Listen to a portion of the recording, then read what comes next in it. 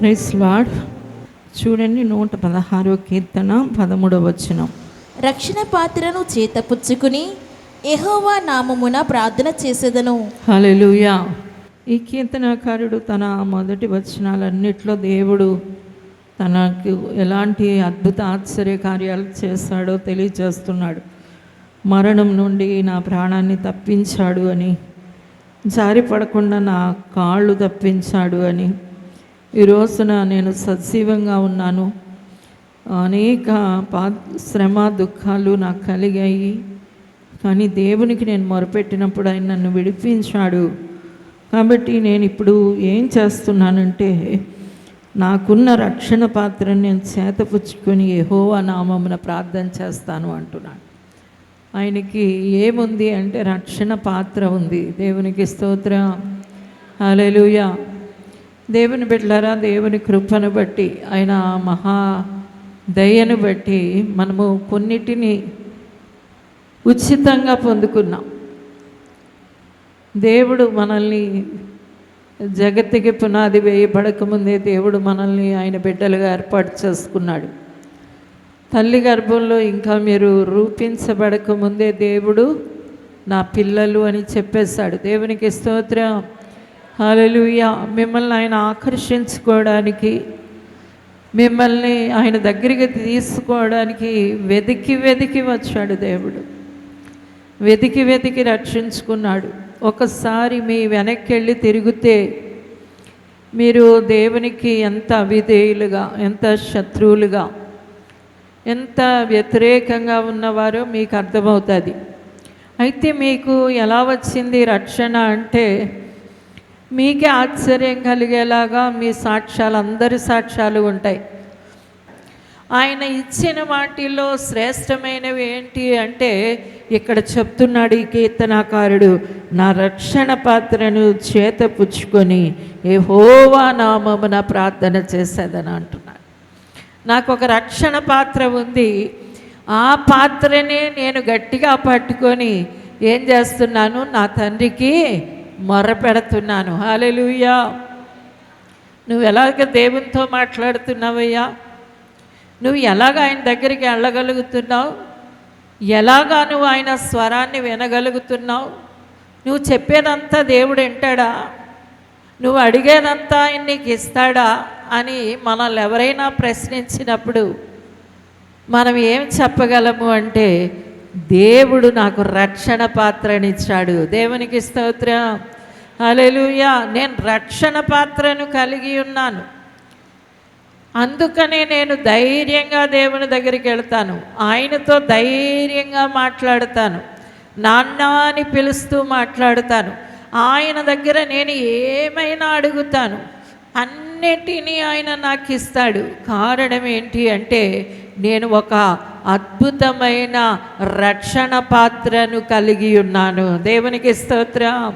హల్లెలూయా. కాబట్టి ప్రతి వారు ధైర్యంగా ఈ రీతిగా చెప్పవలసిన వారే ఉన్నారు. చూడండి, ఇశ్రాయేలీలకు కూడా దేవుడు ఇదే మాట చెప్తున్నాడు. ఉపద్య గ్రంథం 17వ వచనాన్ని చదువుదాం. మీరు నా పరిశుద్ధమైన కొండ మీద త్రాగినట్లు అన్యజనులందరూ నిత్యము త్రాగుదురు. తాము ఇక ఎన్నడూ ఉండని వారైనట్లు వారేమీ మిగలకుండా త్రాగుదురు. అయితే సియోను కొండ ప్రతిష్టమగను, తప్పించుకొనిన వారు దాని మీద నివసింతురు. యాకోబు సంతతి వారు తమ స్వాస్థ్యములను స్వతంత్రించుకుందురు. హల్లెలూయా. యాకోబు సంతతి వారు తమ స్వాస్థ్యాలను ఏం చేస్తారట? స్వతంత్రించుకుంటారు. దేవుడు ఇశ్రాయేలీలు ఐగుప్తు దేశంలో ఉన్నప్పుడు ఒక మాట చెప్పాడు, మీకు కనాను దేశాన్ని స్వాస్థ్యంగా ఇస్తాను అని. కనాను దేశాన్ని స్వాస్థ్యంగా ఇస్తాను అన్నప్పుడు ఆ ప్రజలు విశ్వసించారు. దేవుని బిడ్డలారా, అందుకని వాళ్ళు ప్రయాణం కొనసాగించారు. దేవునికి స్తోత్రం. హల్లెలూయా.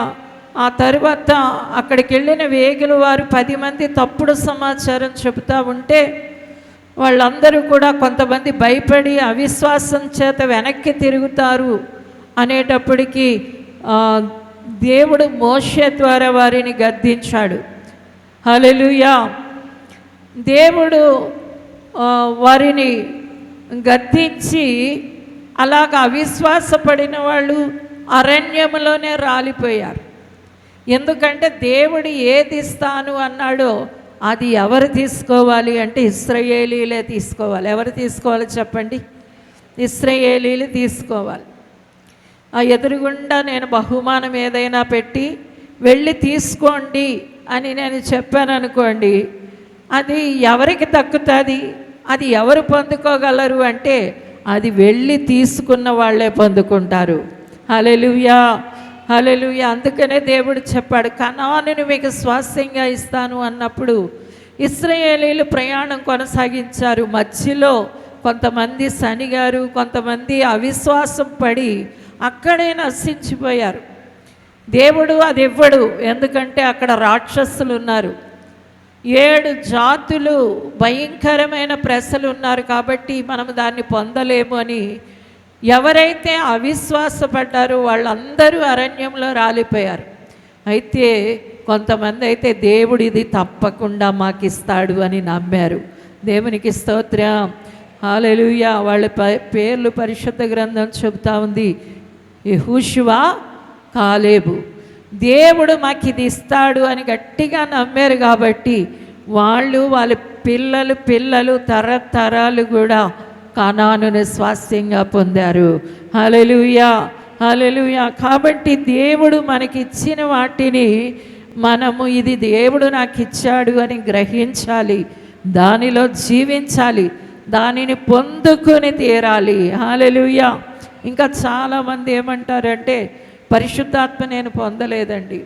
పరిశుద్ధాత్మ నీకే దేవుడిచ్చాడు, నీకోసమే ఇచ్చాడు. క్రీస్తు రక్తం చేత కడగబడినా నీవు పరిశుద్ధాత్మ చేత నింపబడాలని దేవుడు తన ఆత్మను ఉచితంగా ఇచ్చాడు.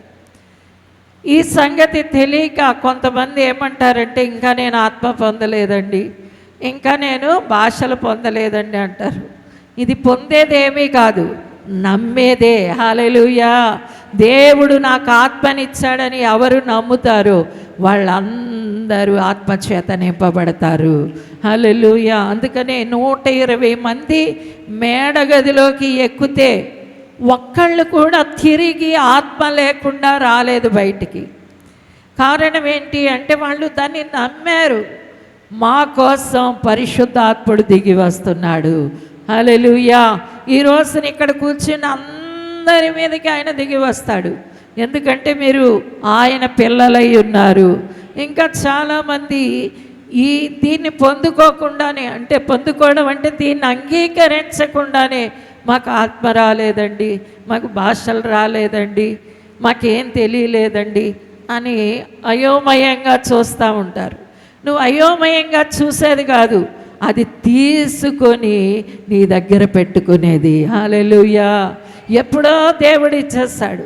అందుకనే దేవుడు ఒక మాట చెప్పాడు, పరిశుద్ధాత్మను అడిగేవారు నిశ్చయంగా ఆయన లోపలికి వచ్చేస్తాడు. పరిశుద్ధాత్ముడు రండి అనగానే ఎవరిలోకి వస్తాడట?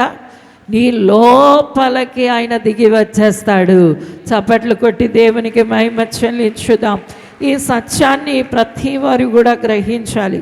తరువాత చూడండి 1 తిమోతి పత్రిక 6వ అధ్యాయం 12వ వచనాన్ని చూద్దాం. విశ్వాస సంబంధమైన మంచి పోరాడము, నిత్య జీవమును చేపట్టము. హల్లెలూయా. నీవు ఇంకొక విషయంలో గట్టిగా నమ్మాలి. దేవుడు నీకు రక్షణ ఇచ్చాడు అనుకుని, దేవుడు నీకు ఆత్మ ఇచ్చాడు అని దాన్ని తీసుకుని రక్షణ తీసుకుని, ఈ రెండే కాదు ఇంకొకటి దేవుడు నీకు ఉచితంగా ఇచ్చాడు. అదేంటి అంటే నిత్య జీవం. హల్లెలూయా. దేన్ని ఇచ్చాడు చెప్పండి? నిత్య జీవాన్ని మీకు ఉచితంగా దేవుడు ఇచ్చాడు. కాబట్టి ప్రతి వారు కూడా నేను పరలోకం వెళతాను, నేను దేవునితో ఉంటాను, బంగారు వీధుల్లో ఆయనతో కలిసి తిరుగుతాను, అక్కడ జీవజలాలు తాగుతాను, అక్కడ జీవవృక్ష ఫలాలు తింటాను, అక్కడ నా ప్రభుతో ఉంటాను, ఆయన ఇచ్చే బహుమానాలు నేను పొందుకుంటాను, అక్కడ నా కోసం ఒక అందమైన ఇల్లు కట్టబడి ఉంది, ఇలాగ చెప్పగలవారై ఉండాలి. హల్లెలూయా, హల్లెలూయా. నేను ఒక సహోదరిని నా చిన్న వయసులో మీరు పరలోకం వెళతారా అని అడిగితే ఏమోనమ్మా నాకే తెలియడం లేదు. ఇలాగ నేను కొంతమందిని అడిగినప్పుడు వాళ్ళు స్పష్టమైన జవాబుని ఇవ్వలేకపోతున్నారు. నాకే తెలియదమ్మా, నేను వెళ్తానో లేదో నాకే తెలియదమ్మా. నువ్వు వెళ్తావో లేదో నీకు తెలియడం కాదు, అది నీకు ఇవ్వబడింది. అదేం చేయబడింది? నీకు ఇవ్వబడింది. ఎందుకు దేవుడు రక్తంతో కడుక్కున్నాడు నిన్ను? ఎందుకు నీ కోసం ప్రాణం పెట్టాడు? ఎందుకు ప్రతి ఆదివారం ఆయన శరీరాన్ని తింటున్నావు, ఆయన రక్తాన్ని తాగుతున్నావు? నీవు నిశ్చయంగా నీ కోసం పరలోకం వేచి ఉంది. హల్లెలూయా, హల్లెలూయా. మీరు పరలోక పట్టణ పౌరులై ఉన్నారు. ఆల్రెడీ మీరు అక్కడ మీ పేరులు నమోదు చేయబడ్డాయి. మీ జీవ గ్రంథంలో మీ పేరు లిఖించబడింది. ఎందుకంటే మీరు ఆ పరలోక స్వాస్యాన్ని పొందడానికే యేసు ప్రభు మిమ్మల్ని పిలుచుకున్నాడు. యేసు ప్రభు మిమ్మల్ని రక్షించుకున్నాడు. చప్పట్లు కొట్టి దేవుని నామానికి మహిమ చెల్లించండి. ఏదో ఈ గుడిలోకి వచ్చి కాసేపు కూర్చొని పోతావని రక్షించుకున్నాడా? ఏదో కాసేపు ఈ గుడిలోకి వచ్చి కూర్చొని వెళ్ళిపోతావని రక్షించుకోలేదు. నిత్యం నీవు దేవుడితో ఉండాలని దేవుడు నిన్ను రక్షించుకున్నాడు. కాబట్టి పరలోకం ఎవరిది? పరలోకము నాది అని గట్టిగా చెప్పగలవారై ఉండాలి. దేవునికి స్తోత్రం. హల్లెలూయా, హల్లెలూయా. పరలోకము నాది అని చెప్పాలి. నేను యేసుప్రభుని రక్షణలోకి వచ్చిన తొలి దినాల్లోనే నేను ఒక పాట రాసుకున్నాను. నేను దేవుని కుమార్తెను, నేను దేవుని కూతుర్ని, మహిమ గల కెరూబుగా నేను పరలోకంలో ఉండబోతున్నాను. దేవునికి స్తోత్రం. హల్లెలూయా.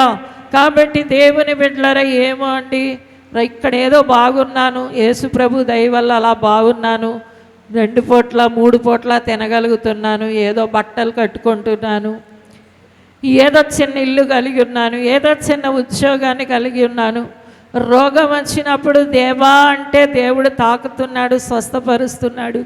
ఇది కాదు, ఇది కాదు. నీకు పరలోకం ఇవ్వడానికే దేవుడు నిన్ను తన దగ్గరికి తీసుకున్నాడు. గట్టిగా చప్పట్లు కొట్టి దేవుని నామానికి మహిమ చెల్లించండి. నీకే కాదు, అన్నం అందరికీ దొరుకుతుంది. అందుకనే అపోస్తుల కార్యం 14వ అధ్యాయం 13వ అధ్యాయంలో దేవుడు అపోస్తుడైన పౌలు ద్వారా మాట్లాడుతున్నాడు. నేను మానవులందరికీ ఆహారం ఇచ్చేవాడు నేనే అని. హల్లెలూయా. మానవులందరికీ మేలు చేసేవాడు నేనే అంటున్నాడు. మానవులందరికీ సంతోషం ఇచ్చేవాడు నేనే అంటున్నాడు. అన్ని దేవుని ద్వారానే ఈ భూమి మీద ప్రతి మనిషి పొందుకుంటున్నారు. ఆఖరికి దేవుణ్ణి తిట్టేవాడు కూడా బాగున్నాడు. దేవుణ్ణి భయంకరమైన బూతులతో తిట్టే దుర్మార్గుడు కూడా ఇక్కడ బాగానే ఉన్నాడు. ఎందుకంటే దేవుడు కనికర సంపన్నుడై ఉన్నాడు. హల్లెలూయా. ఆయన ప్రేమ పూర్ణుడై ఉన్నాడు. కాబట్టి ఆయన ప్రతి మనిషికి ఎడల దీర్ఘశాంతం కలిగి ఉన్నాడు. అందరికీ ఇస్తాడు దేవుడు అన్నీ. మరి నీకేంటి ఆయన నమ్ముకున్నందుకు అంటే, నేను పరలోకంలో ఉంటాను. హల్లెలూయా, హల్లెలూయా. నేను నిత్యజీవ పొందుకుంటాను. ఇది ధైర్యంతో ప్రతి వారు చెప్పగలవారై ఉన్నారు. తరువాత చూడండి, రోమాపత్రిక 5వ అధ్యాయం 1వ వచనాన్ని చదువుదాం.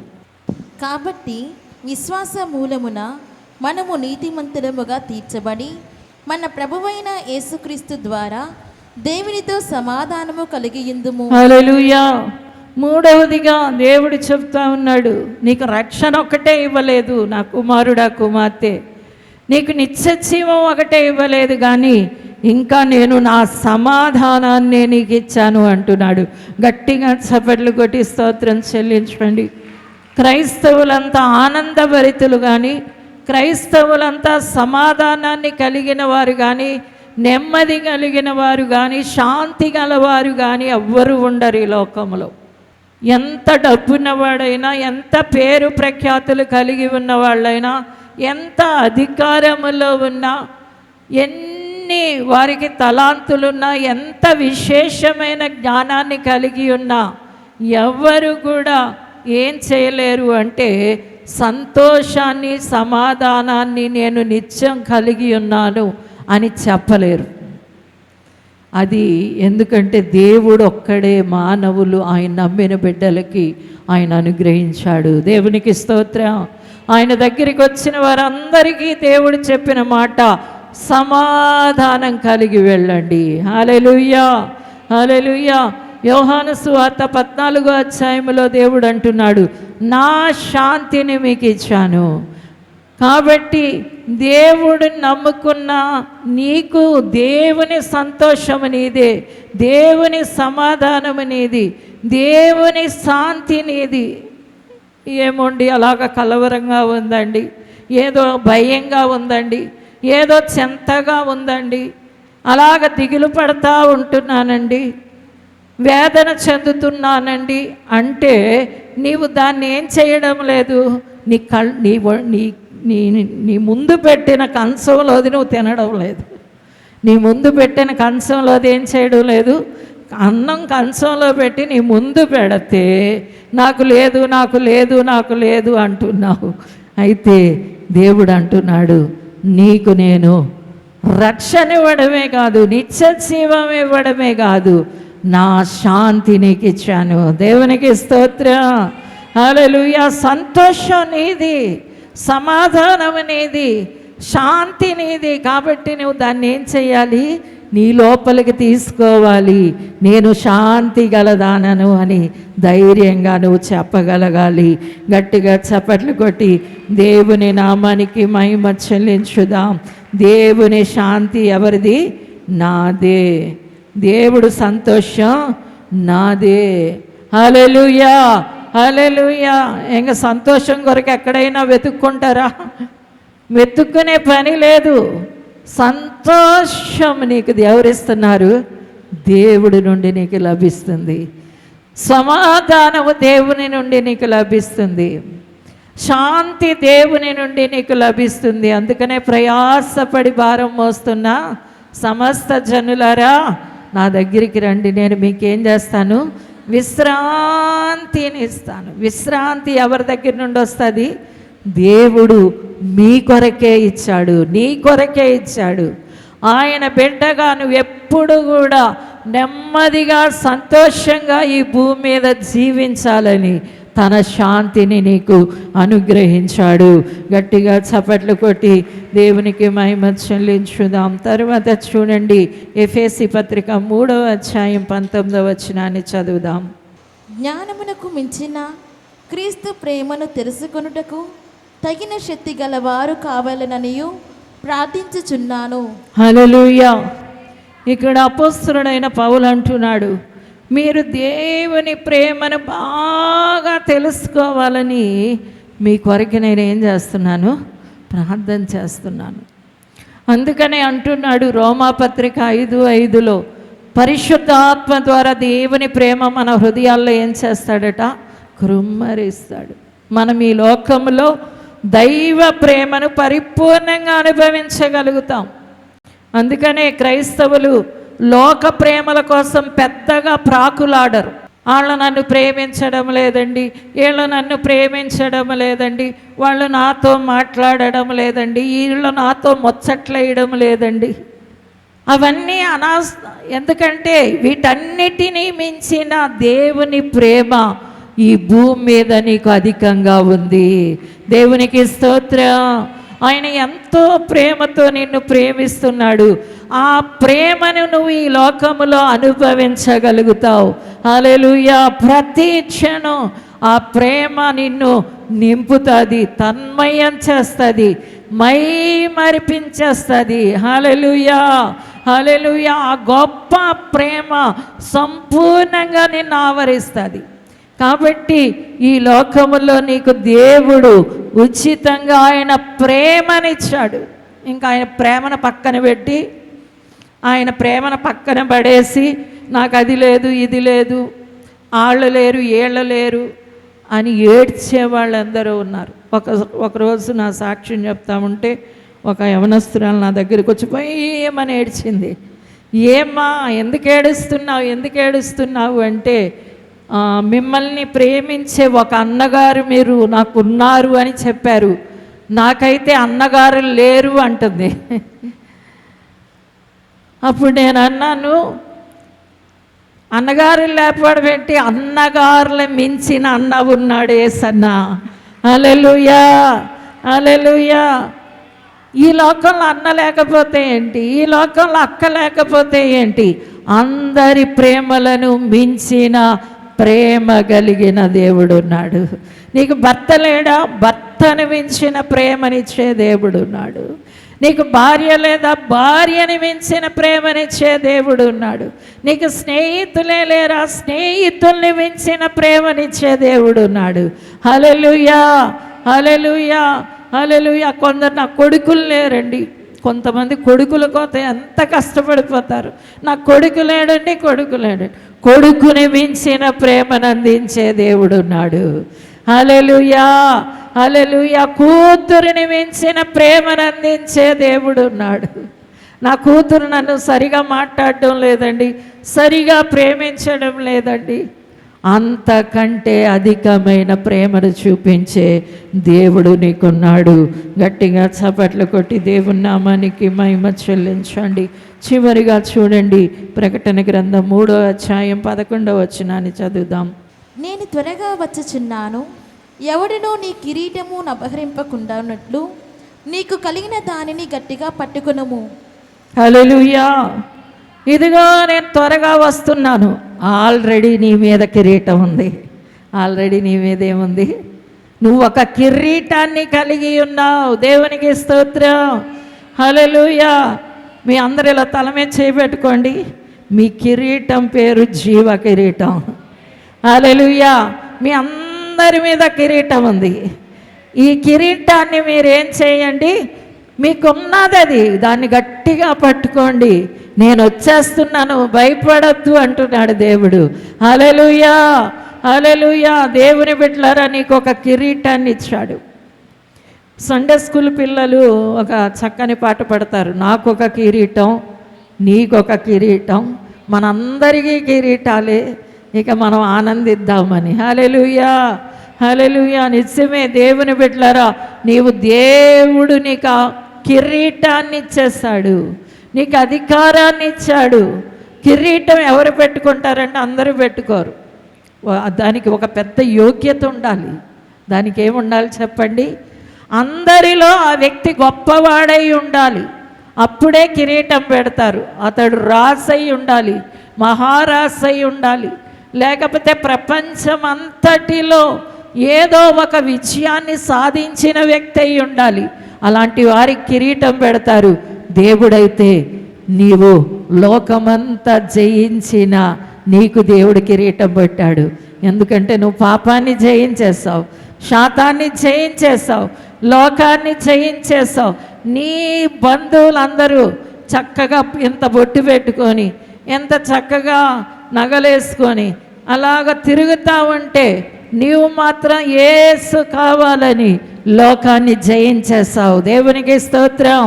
అందుకే దేవుడు అంటున్నాడు, నేను నీకు కిరీటం ఇచ్చాను. హల్లెలూయా. నువ్వు అందరిలాంటి వ్యక్తివి కాదు, నీవు చాలా విశేషమైన వ్యక్తివి, ప్రశస్తమైన వ్యక్తివి, గొప్ప వ్యక్తివి అని దేవుడు చెప్తున్నాడు. కాబట్టి దేవుని బిడ్డలారా, మీరందరూ రోజు ఒకసారైనా చూసుకోవాలి. కొందరు అస్తమాట తలని ఇలా అనుకుంటూ ఉంటారు. అది ఫ్యాషన్ ఏమో నాకు తెలీదు, కానీ నువ్వు మాత్రం ఇలా అనుకుంటానే ఉండాలి. ఎందుకంటే తల మీద నీకు కిరీటం ఉంది. హల్లెలూయా. నువ్వు ఒక కిరీటాన్ని కలిగి ఉన్నావు. ఆ కిరీటాన్ని ఎవ్వరూ అపహరింపలేరు. యేసు త్వరగా వస్తున్నాడు. అందరు లేచి నిలబడండి, ప్రార్థన చేసుకుందాం. అందరూ చేతులు పైకెత్తుదాం. దేవా, నువ్వు నాకు ఇచ్చిన కిరీటం కొరకు వందనాలు, నా బహుమానాల కొరకు వందనాలు, నా రక్షణ కొరకు వందనాలు, నా నిత్య జీవం కొరకు వందనాలు, నాకు ఇచ్చిన సంతోషం కొరకు వందనాలు, నాకు ఇచ్చిన ప్రేమ కొరకు వందనాలు, నాకు ఇచ్చిన కిరీటం కొరకు వందనాలయ్యా. అందరూ చెప్పండి, చేతులు పైకెత్తి దేవునికి కృతజ్ఞత చెల్లించుదాం. హల్లెలూయా. నీకు ఆల్రెడీ దేవుడు అన్నీ ఇచ్చేస్తాడు. నీకు రక్షణ ఇచ్చేస్తాడు, నీకు నిత్య జీవం ఇచ్చేస్తాడు, నీకు సంతోషాన్ని ఇచ్చేస్తాడు, నీకు ప్రేమనిచ్చేస్తాడు. అంతేకాదు నీకు కిరీటాన్ని ఇచ్చాడు.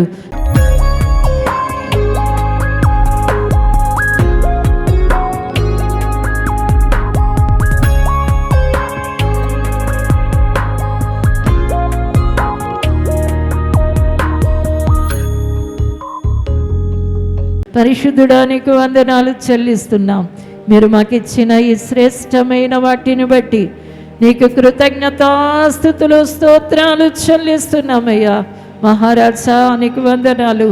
మమ్మల్ని కోరుకున్నవాడా, మమ్మల్ని పిలుచుకున్నవాడా, మమ్మల్ని ఎన్నుకున్నవాడా, మమ్మల్ని ఏర్పాటు చేసుకున్నవాడా, ఈ కోట్ల కొలది జనాలలో మమ్మలను ప్రత్యేకపరుచుకున్నవాడా, నీ కోట్లాను కోట్ల స్తోత్రాలు చెల్లిస్తూ మీరిచ్చిన ఈవులు ప్రతి వారు యేసునామములో అనుభవించుదురుగాక, వాటిని స్వతంత్రించుకొందురుగాక, వాటిలో జీవించుదురుగాక ఆశీర్వదిస్తూ యేసునామమున అడుగుచున్నాము తండ్రి. ఆమేన్, ఆమేన్. గట్టిగా చప్పట్లు కొట్టి దేవునికి స్తోత్రం చెల్లించుదాం. Praise lord. వరంగల్లో దహించు అగ్ని సేవకుల సదస్సు జూలై 29వ తేదీన ఉదయం 10 గంటల నుండి ప్రారంభించబడును. ముఖ్య ప్రసంగికులు డాక్టర్ థామస్ గారు, దహించు అగ్ని మినిస్ట్రీస్ రాజమహేంద్రవరం. స్థలం Ambedkar Bhavan, NGO colony road, పాత RTC డిపో, హనుమకొండ. మరిన్ని వివరాలకు 9494940072 మరియు 73. రాజమహేంద్రవరంలో దహించు అగ్ని సేవకుల కూడిక జూలై 28వ తేదీన ఉదయం 10 గంటల నుండి ప్రారంభించబడును.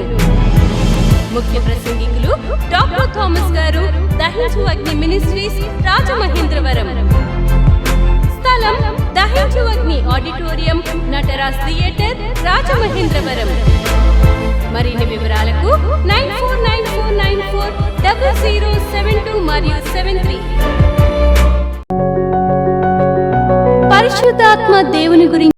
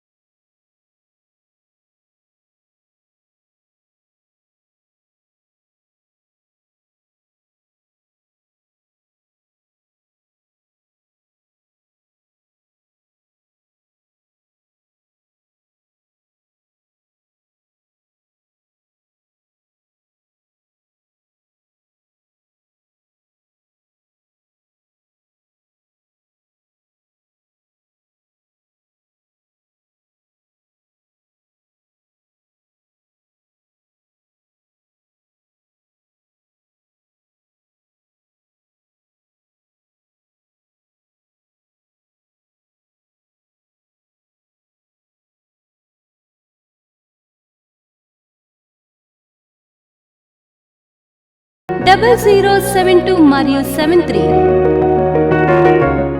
మీ ప్రార్థన అవసరతలకు 9494940072 మరియు 73.